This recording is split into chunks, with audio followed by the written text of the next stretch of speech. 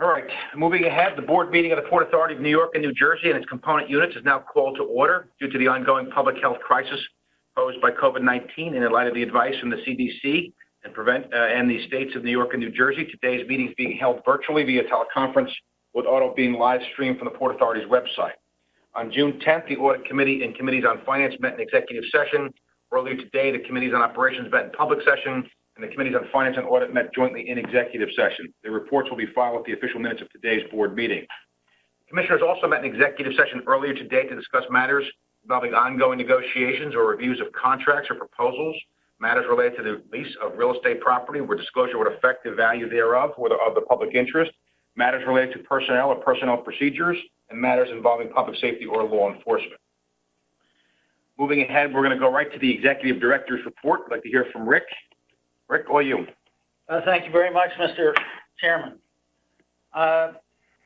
It is important to stress in these difficult days that the safe and reliable operation of the Port Authority's facilities are more critical than ever, as New York City and the rest of the Port District continue to advance the carefully phased reopening plan. I want to reiterate my thanks to agency employees who have been so critical to the effective operation of the agency's facilities throughout this crisis, and I also want to thank the leadership of the 23 unions that represent the majority of our employees for their continued leadership as the agency navigates this crisis. Before I turn to the operations of the authority itself, I do want to take note of the protest movement that has followed the killing of George Floyd. Early this month, the Port Authority senior leadership signed a memorandum to all Port Authority employees recognizing and acknowledging the problem and the presence of systemic racism across our society, and recognizing the legitimacy and importance of the issues raised by the protests that followed the murder of Mr. Floyd. The protests underscore the need for an honest discussion about racism and an honest effort to address and confront it directly and effectively. In a meeting with the Port Authority's network of Black employees on Monday of last week, the chairman and I heard perspectives on a wide range of concerns. The Port Authority has been emphatically committed to an agenda of creating a diverse and inclusive environment within the agency. The chairman and I created the first Chief Diversity and Inclusion Officer position immediately after we came to the agency in 2017. We named Mike Messiah to this position. Under Mr. Messiah's leadership, we have pursued a vigorous diversity and inclusion agenda that informs and guides our business practice. But in light of the events across the country in the past few weeks, and in light of conversations stimulated by these events that have occurred in numerous departments within the Port Authority, it is clear that the agency needs to do more. Our agenda in addressing these issues must and will have a broad focus, looking at agency policies, agency culture, changes to how we operate, and more. To this end, on Wednesday of last week, the chairman and I appointed a 10-member senior leadership steering committee to examine and address elements of race dynamics within the Port Authority. The committee will be led by our Chief Diversity and Inclusion Officer. The steering committee members will collaborate with groups across the agency and identify immediate, short, and long-term initiatives that can lead to real change.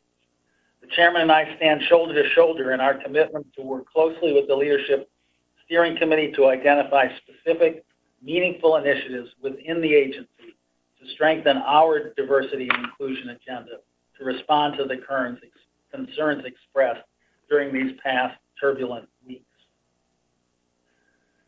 Turning now to the agency activities itself, I want to start with key milestones on our major airport redevelopment project. And throughout the crisis, we have continued to advance our essential construction projects with an enhanced emphasis on worksite safety. At LaGuardia, on Saturday, June 13th, the new Terminal B arrivals and departures hall opened on schedule to passengers, the most significant milestone yet towards building a whole new LaGuardia, the first wholly new major airport to be built in the United States in 25 years. The spacious 850,000 square foot 4-story facility with 80-foot floor-to-ceiling windows providing natural light, offers a 21st century airport experience that includes the latest in check-in and security technology, permanent public art installations curated by the Public Art Fund, locally inspired concessions and retail, and large modern restrooms. This is the standard to which the Port Authority aspires in rebuilding the legacy infrastructure of the agency. As LaGuardia redevelopment progresses, the Port Authority remains committed to ensuring that positive economic impacts and our opportunities accrue to local communities. Specifically, another milestone, last week the agency and its partner, Vaughn College of Aeronautics and Technology, awarded 5 full-time, 4-year scholarships to Vaughn College, all funded by the Port Authority. These scholarships went to students graduating from Queens high schools in the neighborhoods surrounding LaGuardia. At Terminal 1 in Newark, the construction of a state-of-the-art Newark terminal continues to move ahead vigorously. At the end of May, concrete building slab work across the new terminal was completed, with curtain wall erection and roofing work the final elements before the 1 million square foot structure will be completely enclosed. The first set of the new Terminal 1's gates are on track to open to the public towards the end of next year. With respect to our facilities and their operating volumes, using the week of June 8th to June 12th of this year, here's where we stood. At the airports, passenger volumes at Port Authority Airport that week were down by 92% compared to June 2019 weekday averages. At PATH, average weekday ridership for that week was down by 89% compared to June 2019 weekday average. At the bridges and tunnels, weekday vehicular traffic was 27% down compared to June 2019 weekday traffic. At the port, cargo volumes are predicted to be down approximately 17% for the month of May. Now, all of our facilities continue to operate with significant adjustments with respect to the virus crisis. At all of our facilities, face coverings are now required. That includes airport terminals, PATH stations and trains, air train stations, and air train cars, our bus terminal, and our bus station. This requirement is an essential element of preventing the spread of COVID-19.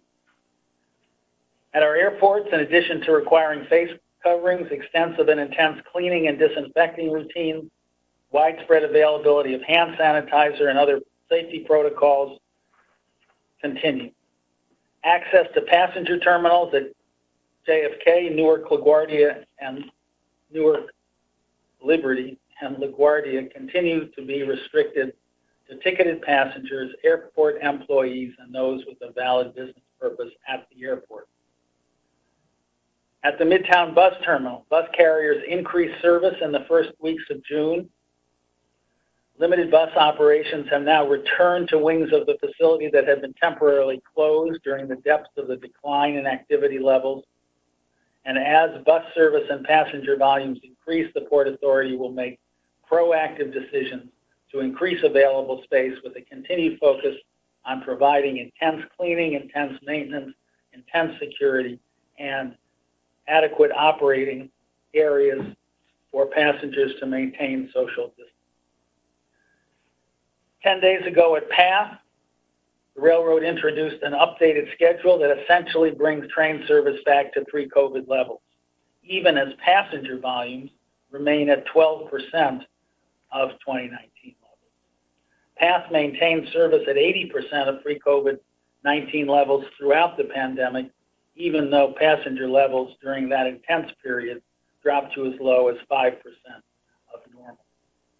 Since May 6th, PATH's 9th and 23rd Street stations have been closed overnight, and PATH's intense disinfecting and cleaning regimes continue. At our bridges and tunnels, all cashless tolling at each of our Hudson River crossings remains in effect. The Staten Island to New Jersey bridges completed their transition to all cashless tolling in 2019. With respect to the Port Authority workforce, I believe that the agency has managed under very trying circumstances to provide safe workplaces to our entire organization. With respect to the impact of coronavirus on our employees, as of yesterday, only 3 Port Authority employees have reported positive test results during the last 30 days. Only 38 employees are currently self-quarantining based either on their own positive test result or on close contact with individuals who either tested positive or exhibited symptoms and are awaiting test results. Virtually all employees who have tested positive have experienced only mild to moderate symptoms and are recovering. I could not, at this point, no employees have reported being in the hospital as of Monday of this week, and all who contracted the disease are recovering at home. Our thoughts and prayers continue to be with the families of the 2 Port Authority employees who have died from the virus. All these impacts are far and away at the low end of what many large organizations have experienced. These results are a tribute to the great commitment and great discipline demonstrated across the board at all levels of the agency to quickly implement and constantly improve protective measures. With respect to those employees who have been working remotely, all Port Authority departments will continue to maintain their current remote work arrangements to the maximum extent possible. Only employees whose duties require that they come to the workplace will return to their workplace at this time. Any broad return to the office for the existing remote workplace, approximately 2,500 employees, remains significantly in the future.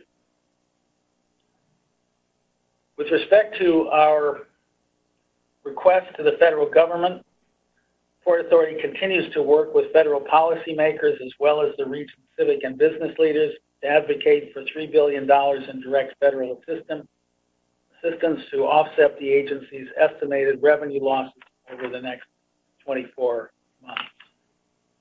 Direct federal assistance is required to fill the enormous hole in the agency's revenue stream due to the unprecedented declines in activity at the agency's facilities. We ask for this assistance in order to enable the agency to continue the vigorous implementation of its capital plan and contribute to a strong economic recovery for the region.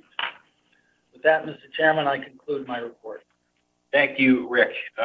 First of all, I think the first issue I want to talk about is the George Floyd murder that you spoke about. We've had many discussions over the last few weeks, Rick, and I think as Commissioner Eves said today eloquently, this is not about a moment, it's about a movement. And I think this agency, long overdue, having to confront this very significant systemic issue of racism that our country has not dealt with, we have not dealt with. And Rick, I know you're committed, I'm committed, this agency is committed to getting it right. And I think I applaud you and your efforts for putting that 10-member steering committee together. I know after their first meeting, they came up with their first recommendation was to recognize Juneteenth as the anniversary of the emancipation of African Americans who were enslaved in the United States, which you acted on immediately. We look forward to working with the steering committee headed by Mike Messiah and the 9 others who are going to come to us with significant, far-reaching, even if controversial proposals, we are going to embrace them, Rick. I look forward to it. I thank you for your leadership on this most significant issue that I have ever confronted as a public official. Way overdue, long overdue, and the time is now to act. With regard to the issue of our employees, Rick, back in March when this virus hit, you had to act quickly. You did. And I will tell you that you immediately assembled your steering committee. You immediately put together 1,000 senior staff meetings per day, per week to map out the unknown. You have done an extraordinary job, and I know your concern, our concern, the commissioner's concern, senior staff's concern is the safety of our employees, their families, and the customers who use these facilities. All along recognizing that the agency's portways and hallways and tunnels and bridges had to stay open to allow for the important passage of commerce, medical supplies, personnel, and other. And we, the Port Authority, have kept this agency moving. And I'd like to express the gratitude on behalf of all the commissioners and the executive director to all of the staff, of all the employees of the Port Authority for keeping this region moving. It has been an inspiration to us all. Over the last 99 years, going on 100, this agency, the strength of the agency has been the strength of the people that work for this agency. We have overcome enormous challenges, and this being the latest, and we are overcoming it. I will tell you, I have taken it upon myself to, over the last 3.5 months, to call just random employees in this agency. And I will say, Rick, that by the end of next week, I will hit 1,000 of our employees. And I say to them that your executive director and your commissioners are worried about you and how are you doing? And I will tell you, starting in in March when these calls started, you could hear the fear and concern and the apprehensiveness of these employees, the unknown. You talk to the frontline workers that had to come to work, and they're worried about whether they had their PPEs, their protection. And I will tell you, whether it's Lily and warehouse and purchasing and public safety, Rick, you have provided our frontline workers with the necessary equipment protections to make sure they are safe. And the record you talk about in terms of the quarantine and the folks who have not had the COVID, the numbers of this agency are astonishing, knock on wood, of the people that have been kept safe and out of harm's way. And that is a great credit to you.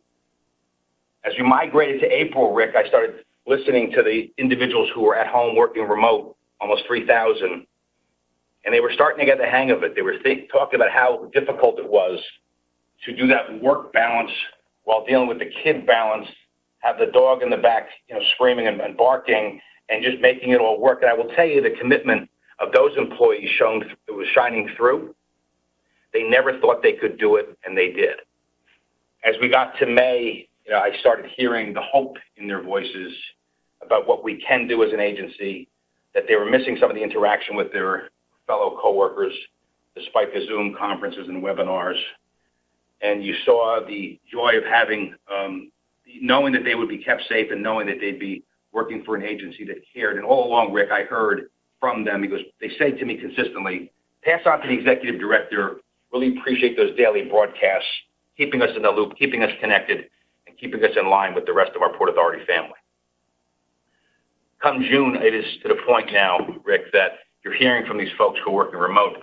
They miss their offices. They miss their camaraderie. They miss talking with their coworkers.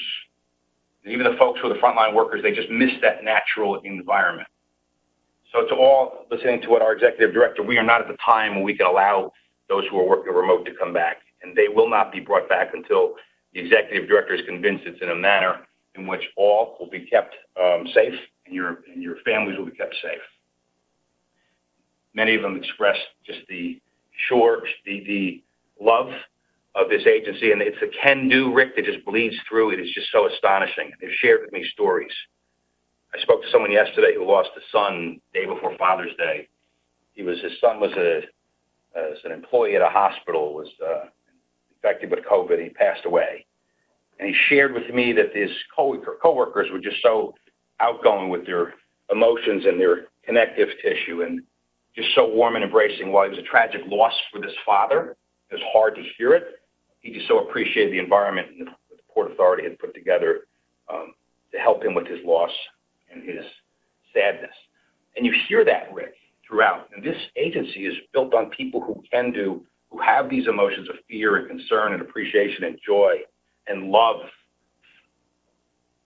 And that's what this agency is about. And that's what we will continue to keep in mind, Rick, as we make sure we enter our 100th year as the agency that can do on the backs of the 8,000 employees that you lead, Rick. Job well done. We're looking forward to your continued leadership.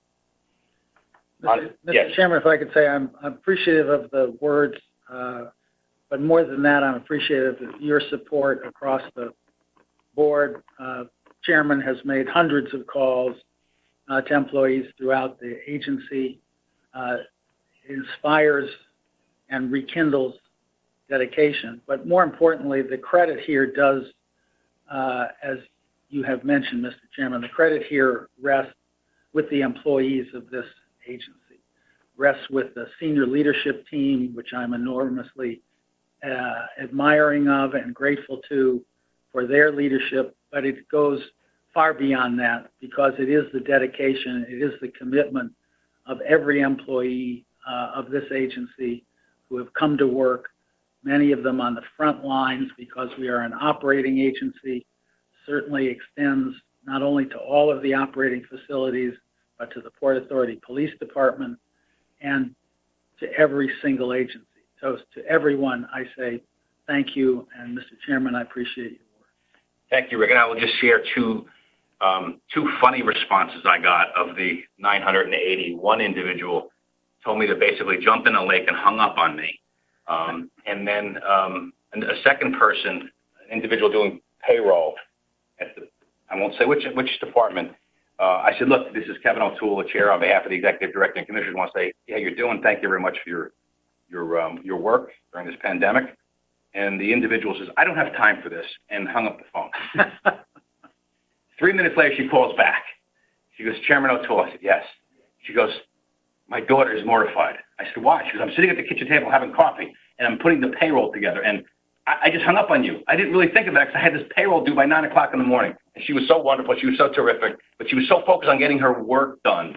And that, to me, was symbolic of what all of the employees, so focused on getting their work done. And we're going to continue with that, Rick. Thank you for those kind words. Moving ahead, I also want to recognize the 50th anniversary of the New York City Pride Parade. And I hope that all of us will be joining us as we celebrate this momentous opportunity. I was educated a while ago by my friend Alfred, who talked about how this movement started with the Stonewall riots back in '69, and it woke up the nation at that time. What a group was being discriminated against, harshly, treated violently, prejudicially, and from that moment grew a movement of sorts, which we see 50 years later is a very different world. Moving ahead, we have two staff changes at the Port Authority. First, we have Hugh McCann, our Director of World Trade Center of Operations, will be retiring effective today after 24 years of dedicated service. Hugh has been just a pillar. He's been phenomenal. I've had the opportunity to see him at work here at the World Trade. At the appropriate time, we're going to bring him when we have a live meeting to thank him and wish him well personally and give him a proper send-off. I also want to acknowledge Alan Reese, our Director of Major Capital Projects, has agreed to serve as the interim director as we do a search. And I'm sure for those who are familiar with Alan, they know he was the Director of the World Trade Department prior to September 11th. Alan, thank you very much for stepping up, and I want to thank Steve Plate for allowing this loan to take place. Looking forward to the work.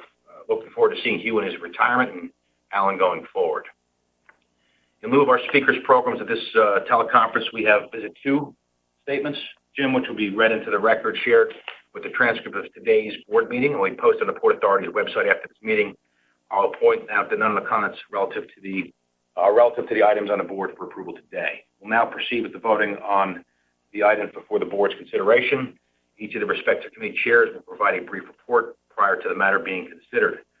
As chair of the Committee on Operations, I will now present several items under the committee's purview. First, I request a vote on the item that authorizes an extension of an agreement with AV Ports with operations and maintenance services at Teterboro through December 1st, 2020, with 2 6-month options for further extensions exercisable by the Port Authority. Before making a motion, I ask the Secretary to note any recusals. There are no recusals. Commissioners have any questions or comments on this issue? May I have a motion, please? So moved. Second. Second. Roll call, please. Chairman O'Toole? Yes. Vice Chairman Linford? Yes. Commissioner Bagger? Yes. Commissioner Eve? Commissioner Eve?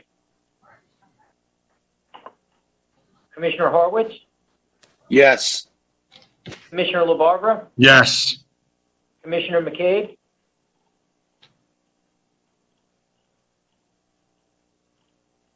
Commissioner McCabe,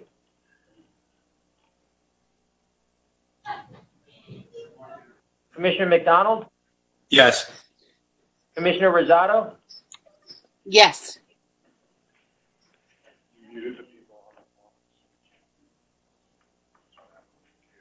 We'll just get back to Commissioner Eve and McCabe and make sure that they are. okay. Commissioner Eve, Commissioner Eve? Commissioner McCabe? Yes, I said yes. Great, thanks. Okay. Okay, vote carries. Next item, which was discussed in the Operations Committee earlier today, authorized a change to the Port Authority's street pricing policy at John F. Kennedy International, LaGuardia, and Newark Liberty International. The proposed revision, as previously discussed by our Director of Aviation in detail, would allow airport concessions to change street pricing plus 10% for goods, while also requiring that food and beverage concessionaires provide value for money options among their offerings. Mr. Secretary, any recusals? there are no recusals on this matter. Commissioners have any questions or comments on this issue? Motion, please. So moved. Thank you, Gary. Second. Second. Thank you, Vice Chair. Roll call. Chairman O'Toole? Yes. Vice Chairman Linford? Yes. Commissioner Bagger? Yes. Commissioner Horwitz? Yes. Commissioner LaBarbera? Yes. Commissioner McCabe? Yes. Commissioner McDonald? Yes. Commissioner Rosado? Yes. Commissioner Eve? Yes. And Commissioner Eve, you were yes on the prior vote, correct? Yes, I was. I had a temporary connection problem. I apologize. And Great. yes, I'm back online, and I was yes with the early vote. Thank you. Great, thank you, Commissioner. Vote carries. Yes. Next item will provide for the sale of the Port Authority-owned 15-acre parcel of land in the Port Jersey Port Authority Marine Terminal to Ledge BP Bayonne Owner LLC at net sale price of approximately $7.25 million. After consideration of the pre-development site preparation costs, that would be the responsibility of the developer. Ledge BP intends to incorporate the property with an adjacent 90-acre parcel of its own to develop approximately 1.6 million square feet of modern warehouse space. Any recusals? There are no recusals. The commissioners have any questions or comments on this issue? Motion, please. So moved. Thank you. Second, Second. please. Second. Second. Roll call, please. Chairman O'Toole? Yes. Vice Chairman Linford? Yes. Commissioner Bagger? Yes. Commissioner Eve? Yes. Commissioner Horwitz? Yes. Commissioner LaBarbera? Yes. Commissioner McCabe? Yes. Commissioner McDonald? Yes. Commissioner Rosado? Yes. Thank you. The vote's in order. The item is approved. Commissioner McCabe, as the chair of the audit committee, will now provide his report on an item for the audit committee's consideration. Thank you, Chairman. As chair of the audit committee, I wish to recommend a resolution authorizing the retention of the agency's external auditors for 2020. This will be a vote of the audit committee members only.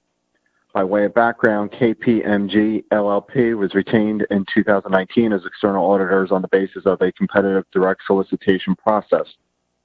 The retention provided that, subject to annual retention as determined by the audit committee, such services may be extended through 2025.